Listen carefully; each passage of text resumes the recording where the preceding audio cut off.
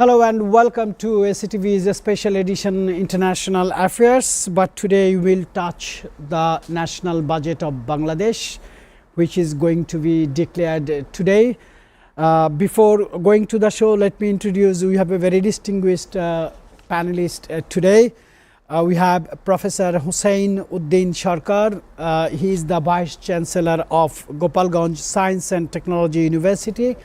And also we have our regular international affairs commentator Shamsul Alam Pantho. He has just joined.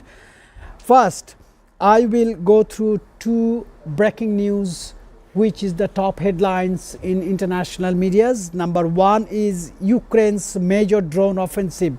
Ukraine launched its most extensive drone operation on date, targeting 5 Russian military airfields deep within Russian territory. The attack reportedly damaged over 40 aircrafts. Russian 40 aircrafts has been damaged, including strategic bombers, marking a significant escalation in the conflict. I have another breaking news, which is China-US tensions over Taiwan. China issued a stern warning to the United States following comments by US Defense Secretary Pete regarding Taiwan. Beijing labeled the remarks as provocative, coinciding within China's recent naval exercises in the South China. First, let me go to our international affairs commentator Shamsul Alam Pantho. Sir, welcome to the studio. Let us know what is the international headlines today you have observed and you can pick for today's discussion. Thank you, Mr. Kanchan. Warm welcome to Professor Shekhar and a lovely afternoon to our viewers. Actually, the international medias have been head and toe over the Ukraine assault in Russia. This time around, we see a Ukraine offensive more than a Russian offensive. Not only so, in international news, we have 2 casualties and several hundred arrested in the Paris Saint-Germain Champions League win. Afterwards, they had a violent clash in France. Of course, today is also June 2nd. We will be much anticipating the Bangladesh's budget for the fiscal year of 25 to 26. Yes, sir. And also Saudi Arabia and notable other foreign ministers from the Middle East were planning to visit the Palestinian Strip. However, this was of course barred by Israel, and they did hold a comment in Bahrain. So that's about it. So I just want to pick one question from your side, that you said that Ukraine's aggression to Russia is very notable. Yes. Today in last incidents. 40 aircrafts by Russian Air Force has been damaged, and some other reports also are coming to the news feed. What do you think? Is it a NATO provocative attack to Russia, because Ukraine does not have that guts to go for a counter attack to Russia? You see, in the last 1 week, we've seen German nations trying to lift the restrictions that Ukraine had in its long-range capabilities, especially Germany. Friedrich Merz had initially said he's going to boost 5 billion euro in joint defense cooperation between Ukraine and Germany. And not only so, most of the EU and the UK states are now realizing how big of a threat Vladimir Putin's Russia is.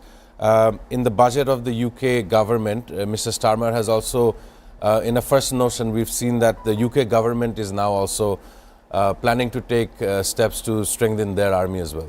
Don't you think that this attack from Ukraine side to Russia, inside Russia, will actually again escalate the tensions between Russia and Ukraine, because NATO is now very open? And do you think this will give a big full stop on the ceasefire negotiation? In the first round of talk held in Turkey, they agreed to 1,000 prisoner swap between the two sides. Given that that much, we haven't heard whether they actually have the truth stop, but they had minimum amount of roughly 400 people. Mm-hmm. Not only so, at this moment, we can expect high-scale Russian escalation to the matter. Of course, as we also know it, that Donald Trump and Vladimir Putin did share retaliatory remarks over the weekend. So at this moment, Russia can choose to attack various strongholds in Ukraine based on the Ukraine offensive. Very, very articulated information. I know you are very keenly watching and observing the issues in Russia, Ukraine, Palestine, Israel, Gaza, India, Pakistan tensions, and China-Taiwan as well. And lastly, added by United States comment on China. China reacted very well. We will discuss that. We have a very distinguished professor, Dr. Hussein Uddin Shekhar, who has served at Dhaka University for more than decades. Now he is the Vice Chancellor of Gopalganj Science and Technology University. First of all, congratulations for being the Vice Chancellor of a Science and Technology University, and I know your background is from biochemistry. Yeah. You have lot of journals, articles on this particular subject, and you have gone very deep. My first question would be like, today is going to be declared the budget, national budget fiscal year 2025-2026. What do you think, what would be the importance of giving emphasis on budget to the education sector, especially on science and technology, as you are representing one science and technology university, sir? Thank you very much, Rashid, for inviting me in your show, and thank you, the observer. I'd like to say the budget should be very much friendly to the universities, and as you know, the usual budget, the main constraint is that they do not have sufficient allocation for proper development of university facilities, particularly in science and technology universities. You know, these are very much laboratory oriented, and there are dearth of teachers and dearth of buildings, and infrastructural problems are over there. So in this case particularly, we are expecting that in 25-26 budget, two things must be taken into consideration very seriously. One is containing the severe inflation that we observed in the last year. In general, 10% inflation, and in food 12% inflation, and in education sector, the commodities for pursuing higher education particularly is also becoming very expensive. As you know, making a science graduate particularly from a science and technology university is quite expensive. Their residential accommodation, their laboratory facilities, and the books, all these things are severely missing in most of the science and technology universities. So if you would like to flourish science in our country, you need to make a healthy budget, and you need to make a budget in a way that will attract the students to remain in our country. Otherwise, most of the cases, what we say, after graduating from a science university and from a technology oriented university, most of the students either go abroad or they remain unemployed in our country. So if it is not a science friendly budget, I suppose that the scenario will not be changed, it will be as usual. Sir, let me do a very free and frank questions, because we all travel all over the world. You studied outside, I studied outside. Our international affairs commentator, he studied in Singapore, one of the top institute in Singapore. My question is, do you still believe that to build a progressive nation, to compete with the international standard education, are we really ready with the institutional move or government budget, or the standard we have set in our educational system? I want a very fair answer from you, because you are a very veteran academician. You are serving, you are teaching in different universities for a long time. Be honest with this question. What is our standard? Well, okay. The first thing is that the standard is a variable entity here in Bangladesh. The standard of Dhaka University and that of a remote university is not the same. The academic staffs of Dhaka University and the academic staff of a remote peripheral university is not the same.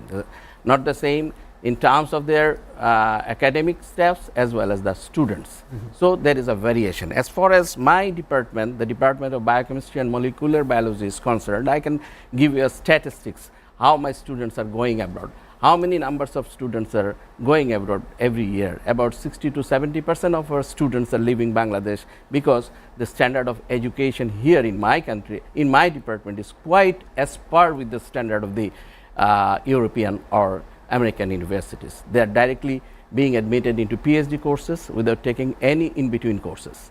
So they are going abroad directly, taking a Fulbright scholarships, and you will become astonished hearing that about 400 students from my department are working in North America, and of these 400, 300 students have already completed their PhD and postdocs. They are serving in the most sophisticated research institutes like NIH, in Harvard, in MIT, in everywhere you will find biochemists, those who graduated from my department, as well as in some cases from Jahangirnagar or Rajshahi University, there are also some students. But in case of peripheral universities, you will hardly find students who are directly going over there, or their transcripts are being accepted. Well, there are several reasons there. One is what should I say? You have lack of budget of research and development. Lack of budget of research, and secondly, their English standards. Thirdly, their communication skills with their foreign advisors, etc. And I should say that in case of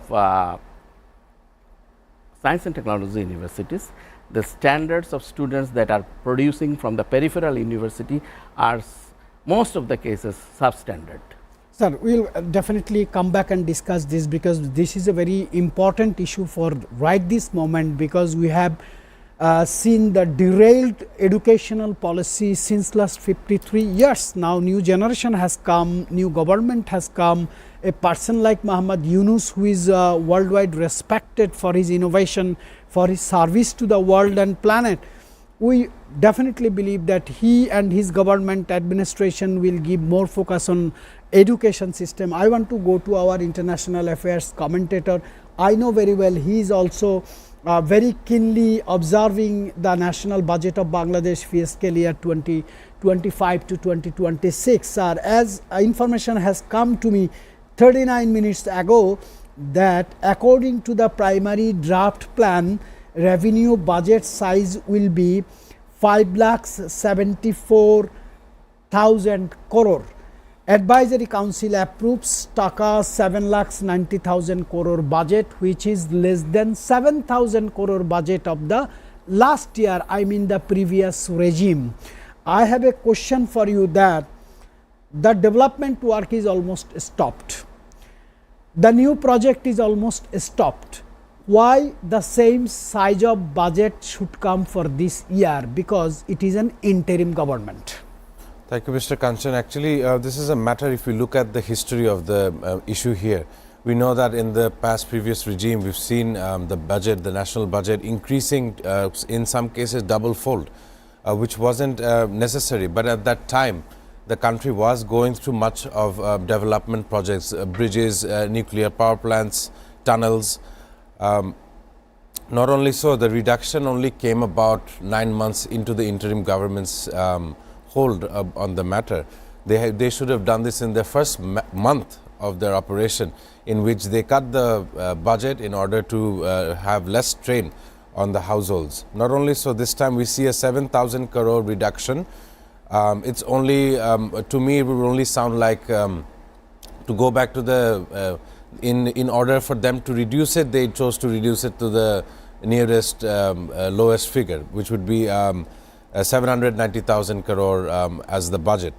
Now, the ambitious growth target has been kept of above 5.5% for fiscal year 26, which is slightly higher than the revised 5.25% in the current year.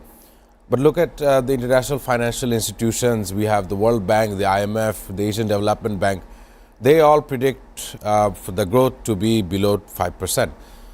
This is most definitely, we have been reeling from various protests throughout the country.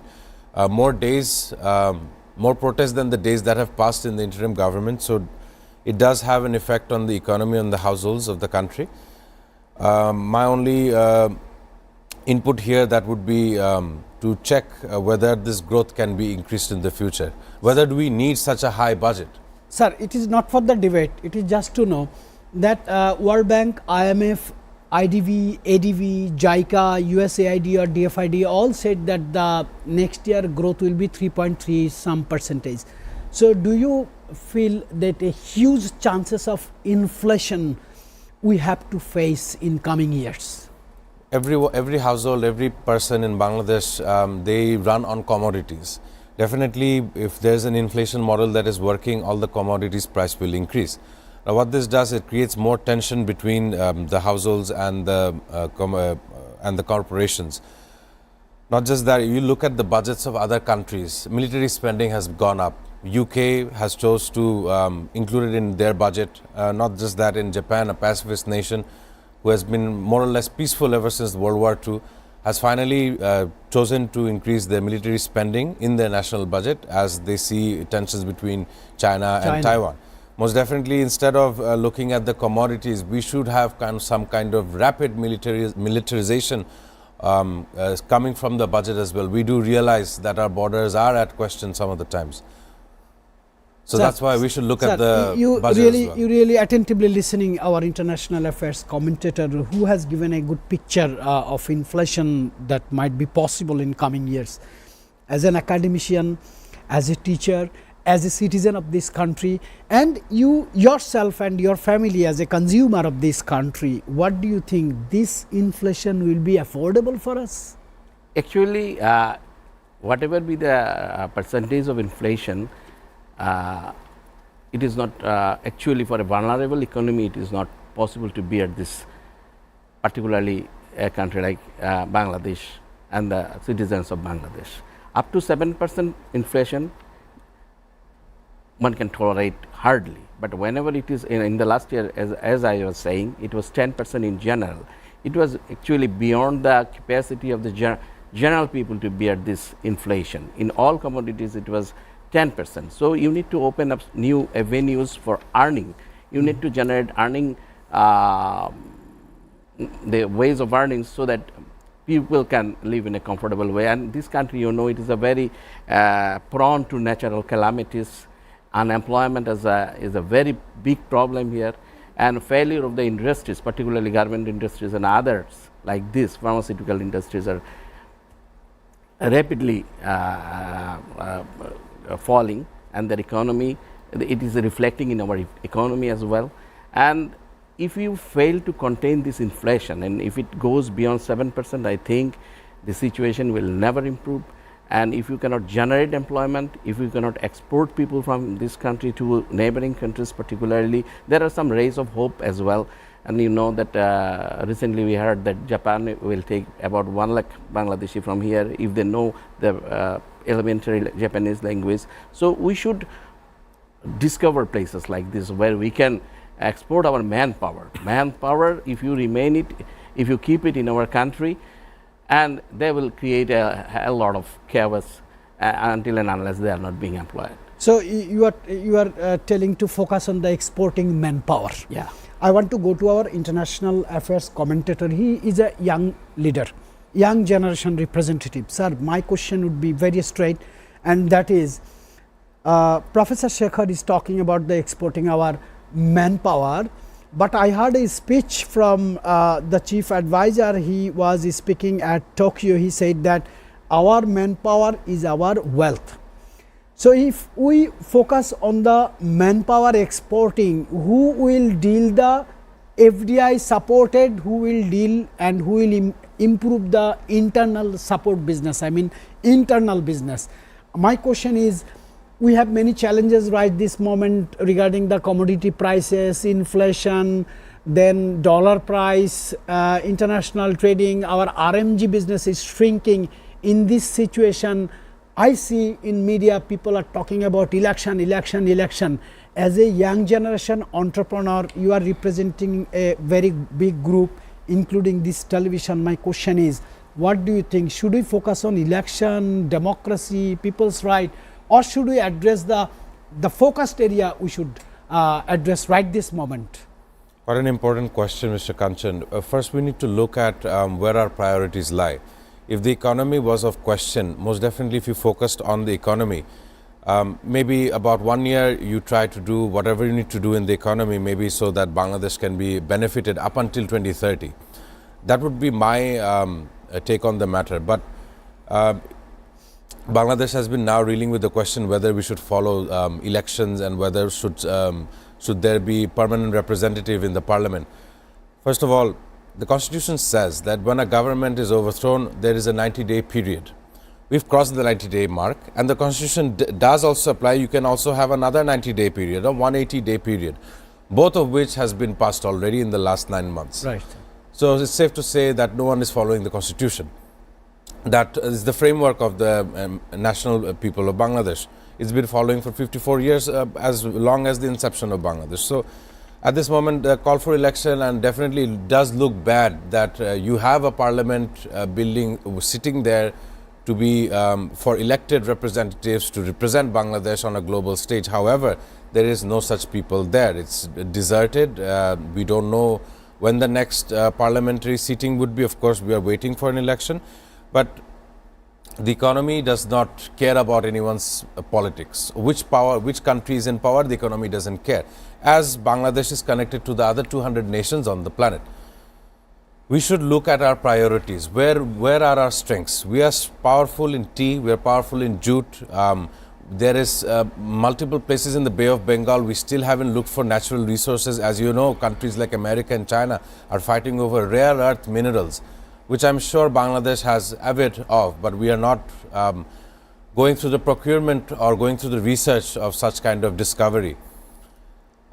Most definitely, you did mention that our greatest export is our manpower. And as you know, the countries such as Dubai, which was a barren desert even 20 years ago, is now a bustling megacity of the planet. Also Qatar, also Singapore. So our manpower exports have been there developing major global powers. However, there hasn't been a shift that manpower should be used for our own purposes.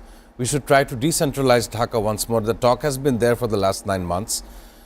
This is due to the overwhelming response of the residents inside Dhaka and their daily woes that we commonly face. Traffic is one of them, pollution is another. So my comment on the matter should be that it does not matter who is in power, more or less, that they should all come to address the economic problems that the households face. Sir, as you said, traffic is one of the major problems in the city area. If I give you some hints from the budget which is not yet publicly disclosed, but as a journalist we have received some of the information that black money may still find its way into real estate. Do you, number one question for you, do you really think that still black money should be encouraged in such a way? And number two is import duty on rickshaw batteries likely to rise. Why likely to rise? Why not to stop? I want your comment on that, then I will come to Professor Shekhar also for this.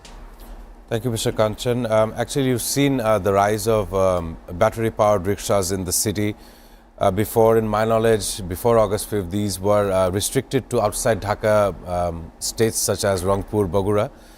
However, a rise to call, we've known that they are prone to accidents. Most of the civil society has denoted them as death traps. So having a tariff on batteries to rise would definitely control this population in the city. It would also aid in traffic management. Not only so, you mentioned about the black money regarding real estate. You have to take in notion that the system will take some time before it can cure itself. The ousted government has been running the country for 15 years. Much of the corruption that happened then still could be around in Bangladesh, and it's a matter of time before it clears out. Not only in a recent news, we've seen the Bangladesh Bank rolling out new banknotes. What this will do, obviously have an effect on is the issue of black money or white money that we call it in our country.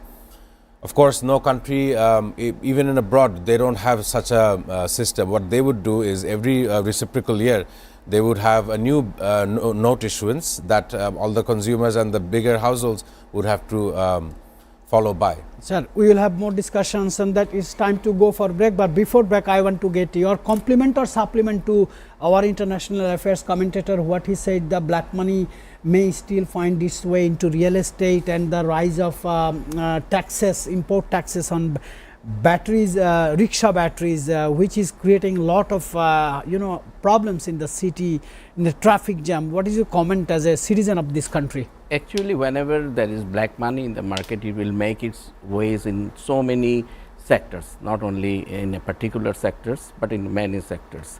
And you know that bad money will drive good money out of circulation automatically, and the poor people will become poorer with time. And regarding your question, the battery, charged battery, we do not know when and how it was allowed in the city, and who passed this rule, or who allowed this motorized three-wheelers to play on the allowed this to play in the city. It is creating a nuisance, first of all. Secondly, it is consuming huge electricity. Thirdly, it will encourage unemployment. Fourthly, it is causing a huge numbers of accidents in the city. So it should be vehemently discouraged, and these rickshaw pullers should be allowed to do something else, and rickshaw pulling should be vehemently discouraged, because in the metropolitan area. You said discouraged. Then, sir, my return question is, what would be their profession? How they will feed themselves? Well, the thing is that you can use these people to generate electricity. For example, you know, you are aware about the electricity generated by air. There you need the energy. If you can employ these people for paddling, the same thing, and if you can think in a way that their paddling will generate electricity in a way, and it is possible, so that they are doing the same thing, like the in the sea areas. Perhaps you have observed there are some air generated devices. So we have so many options. So that you can think about them. Gentlemen, I'll come back to you for a healthy debate. It is a time to go for a break. Before the break, I just want to talk with my viewers that once US President Harry Truman has been asked by one journalist from Wall Street Journal, sir, what is the main job of a President of United States of America? He says very politely, if the country is going in a right track, President job is to keep it in right. If country or people is going into wrong track, President jobs is to bring back into right track. We will be discussing where we are going, in the right track or wrong track. We will be back soon.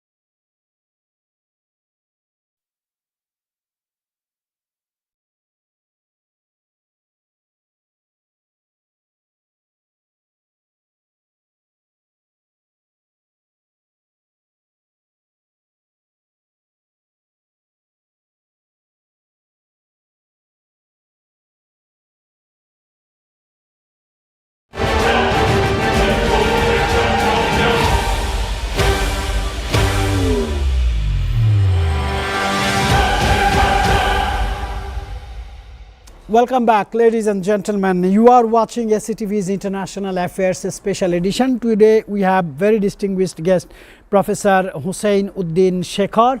He is the Vice Chancellor of Gopalganj Science and Technology University, a veteran academician, teacher, professor, researcher, and we have our regular international affairs commentator Shamsul Alam Panto as we are discussing the national budget and its role to its citizen. I want to raise one debate today.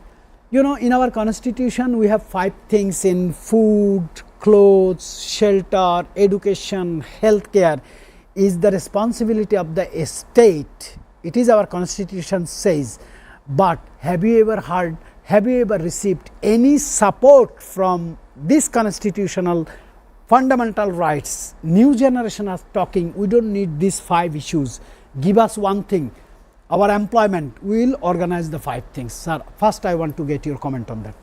Yes, they have said it very pertinently, I suppose, because if these are written just in a book and if you do not follow it, then it is a useless statement.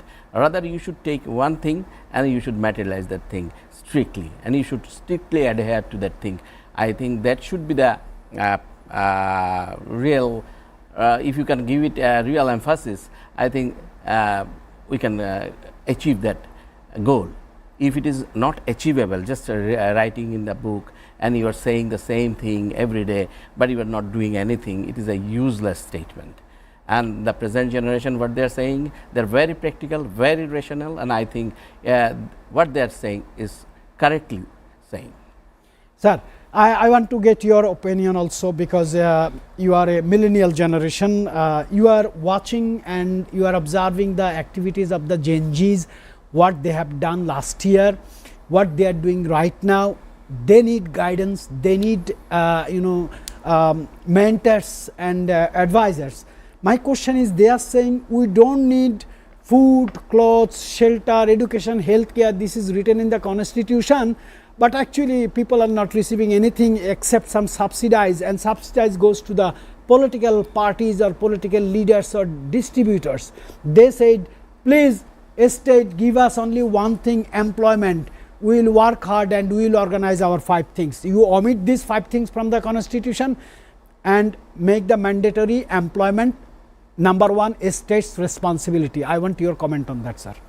Thank you, Mr. Kanchan. You were mentioning the Maslow's hierarchy of needs, the 5 things that every human needs. Of course, in my generation, we are millennials, 90s children. The Gen Z that we have today, they are quite technologically developed. I say this because they are more dependent on how technology has developed.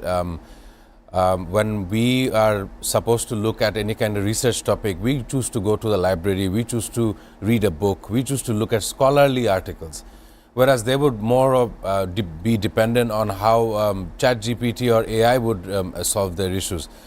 Now, as you said, employment. The initial call for protest was regarding governmental jobs. Yes, sir. Right? The quota, the multiple yes, call for having merit. Quota movement. Whether it was a quota or whether it was a merit. Right. That was the entire debate that initially was we were hearing. Then it became how the government's oppression over the years had added on to this issue. Of course, much of the families should get benefited in some context or another, as they are affected. Multiple casualties were reported. Anyhow, Bangladesh does have a bank of very talented individuals, I would say, especially graduates from Dhaka University, graduates from also universities outside of Dhaka as well. We should also focus on science and technology. The world is developing every day, every hour. Scientists are coming up with breakthroughs in technology that was seen not attainable in recent future. In recent news, I've seen how a country in the West, we've seen how they created gold from pressurizing lead. So technology is developing. What my message to the Gen Z would be is that to keep patience, to work with other generations, baby boomers, Gen X, Gen Z, Gen Y, to deal with everyone. One must be able to communicate without creating hostile environment. In a recent, we've seen a member of the armed forces trying to talk to the younger generation in order to stop creating mob violence, which, as you know, did add on to the law and order situation in the last 9 months. So definitely they Yes, sir. should change their ways of approach. I truly appreciate the word you have used, keep patience. Patience is very important, sir. As you are a teacher, you teach students, you also talk with the civil societies. Our international affairs commentator said one word, keep patience. Should you really keep patience? Because this is the time to rebuild the nation in a new way as new Bangladesh. Yes, it's a very much an important prerequisite. Keep patience. If you would like to build something, you have to have patience. But you need to know the psychological background of this situation as well. Keeping patience up to a limit is a very important and very difficult thing. In our country, why these people are so impatient? You should rather ask these questions. Why? Social injustice, and in the name of laws and orders, we used to protect the people, those are very much involved in corruptions. And seeing all these things for decades, this new generation become impatient. And that is the most important thing that we should consider. If you give them scopes to become impatient, they will do so, because there is no justice here in our country, and that's why mob justice, now a new term I heard at this age, mob justice is being conducted, and they do the justice instantly. I do not know whether it is justice or injustice, I don't know, but they want to see the result immediately. You can go to the court and ask any lawmaker how many cases are remaining pending over there for years. There are millions of cases pending, they are not getting justice, and that's why people are becoming impatient. And you need to know, you need to dissect, you need to understand the psychological background of this impatient situation. Do you call it a leadership failure or bureaucratic conspiracy? It is actually a mixed situation here, bureaucratic failure and leadership crisis, all these things intermingled together and resulted into this. Sir, as per this is an international affairs show, and I know our international affairs commentator has a keen watching on Middle East issues, especially Israel, Palestine, Israel, Gaza, Israel, Iran. This time, sir, what is your updates on Israel-Gaza issue and new focus on Israel-Iran conflict? Thank you, Mr. Kanchan. Sudden change of topic, but I will definitely like to add, even yesterday we have seen airstrikes, bombardment of a residential building in Gaza. Much of the distribution centers, people who go there for receiving the distribution, as you know, there's been a food blockade. They are huge casualties. With huge casualties. Of course, people on the Gaza Strip, when they arrive to take the required aids, as you call just it. To survive. Just to survive. They are also being met with gunfire by the Israeli Defense Force. Of course, I also added on earlier in the show that many of the ministers in Saudi Arabia, including Prince Faisal, he's the foreign minister for Saudi Arabia, him including a lot of other countries tried to reach Ramallah to meet the Palestinian President Mahmoud Abbas. Yes, sir. So this was, of course, to support the Palestinian diplomacy in order to give them statehood. This is June. Next in June or across the middle of June, there will be a conference in New York, which is held, supported by Saudi Arabia and France, regarding the statehood of Palestinians. At this moment, we can see that the original settlers have or are trying to make sure that the Palestinians become the next settler. So they are pushing them towards Egypt. So just one question, wherever something happens, Israel condemn or congratulate?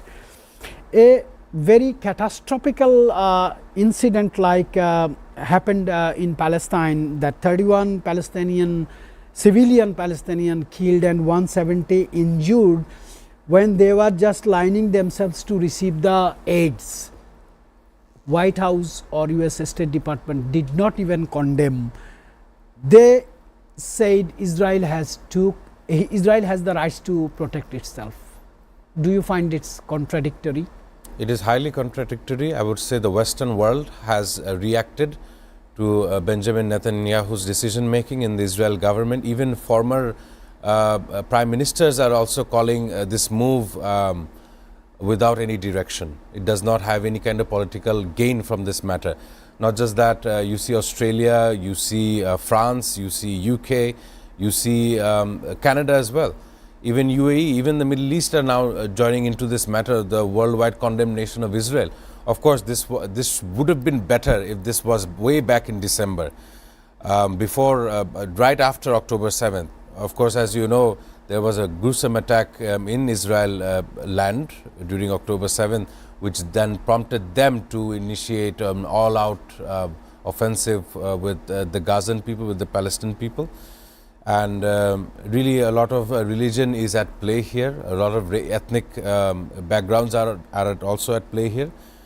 Of course, it does carry a huge psychological toll to global politics, world leaders and us who are coming here to discuss on this matter. It is an issue that even we as a news broadcaster cannot avoid as Right, we sir. daily give the Right, updates. sir. Definitely, we have touched Israel, Gaza. When I will come to you next round, I will be definitely looking forward your opinions on China, Taiwan, and United States already engaged themselves into that conflict. I will also touch some developments, expect some developments from you regarding the India-Pakistan recent tensions and diplomatic moves. India has given a diplomatic move to describe their narrative to the West. Now let me come to Professor Shekhar, a very distinguished academician. Sir, we were talking regarding the budget and young generation's thoughts. Do you think time has come to listen the young generation? Do you think time has come to criticize the senior generation? Do you think time to come to revise, reorganize, restart, refresh and remove? Thank you for your question. Actually, this is a new era beginning from August, particularly in case of Bangladesh. So, the things that have been being practiced in other countries long ago, that has started here just a few months back. So, we need to accommodate the change that has occurred in the last few months. So, you say the young people are leading in some sectors, and they are coming up with very new ideas, and they are making a significant progress in their areas as well, in garments industries as well as in pharmaceuticals as well as in other sectors. The young people are leading and the old thoughts are being cornered. So, we need to make a bridge between the two generations, the experience, the youth, their energy and the experience, and we need to accommodate all stakeholders, and you just cannot ignore anyone. So, each and everyone is very much needed. We need to find out a policy, an integrated policy that will help us to achieve our goal. That's really a good advice you have done. We are at the last part of the show. As per time is we are running out of time. I will have the last question to our international affairs commentator Shamsul Alam Panto. We just want to hear the recent updates or latest updates about the China-Taiwan, China-Hong Kong and America engaged itself with this conflict. So, the weather in that part is warming day by day, number one, and number two is Pakistan-India diplomatic moves. If you have any updates, sir. Thank you, Mr. Kanchan. Thank you as well, Professor Shekhar, for being here today as I start my last answer. First of all, China historically claims that Taiwan is a part or an island part of the Chinese mainland. Of course, history does say that China did have a hold over this nation. However, the independent nation of Taiwan has claimed independence, and there has been two different countries as of yet. Also, there are similarities. Now, if you look at the US, they have categorically, we have seen how the US can lead a proxy war. Now, China is in heightened tensions with Taiwan, as China will try to now surround Taiwan and take the island by force, whereas the Taiwanese side is running its entire military based on the backing of the US and the allies. It is a foreground to war, I would say. Over the weekend in the Shangri-La dialogue, we've seen that the Chinese delegation wasn't there, only a Chinese pair of academics were there, where Pete Hegseth did say that the China is trying to create a World War-like situation in Asia. They did share retaliatory comments. Of course, even in America's homeland, we see them trying to deport or use any kind of means necessary to make sure that the Chinese students, Chinese academics are no longer there in America. So this is a run-up to a much more sophisticated war. Of course, there are trade differences between China and the US. We will try to see how this unfolds. And in other news between India and Pakistan, Pakistan did sign a water treaty yesterday with several other players in the international community. Of course, they are in the face of the Indus either being blocked or flooded by the Indian side. It's still a very competitive matter to the both sides. We'll see how this goes in the upcoming days. Sir, thank you very much, but I want to do a supplement question to you. You know, China did not have much war history. In last 200 years, China did not engage themselves into any direct invasion or war. But United States or West or NATO is provoking China regarding Taiwan and Hong Kong. Do you think if China engaged itself into a direct war, the entire planet's economy and trade chain will be broken and the entire planet will be sufferer? Of course, you've seen China being the major manufacturing hub up until the late 2020s, up until coronavirus time. However, now because of these tariffs, major manufacturers are moving out of China. This is taking a major toll on the Chinese economy. So China is attacked economically. So it's only a matter of time before China chooses to assert its dominance into the sea as well, into the land. We know that China did have some major military developments in the Spratly Islands, a part of the South China Sea. So it's a matter to check how far this escalation will go. Definitely it is an escalation. The world is now more hostile than more of a peaceful nature. We should definitely see some kind of escalation in the coming days. I hope not. I hope that the entire world chooses peace and dialogue over retaliatory measures. I really appreciate both of you gentlemen, very knowledgeable, very updated. I'm so humbled to say that thank you very much, Professor Hussain Uddin Shekhar, Vice Chancellor, Gopalganj Science and Technology University and long time served in Dhaka University, which is called the Oxford of South Asia. And I also especially my gratitude to our international affairs commentator. He has done really extremely well because he keeps all these things updated. And ladies and gentlemen, it is time to say goodbye. I will see you tomorrow.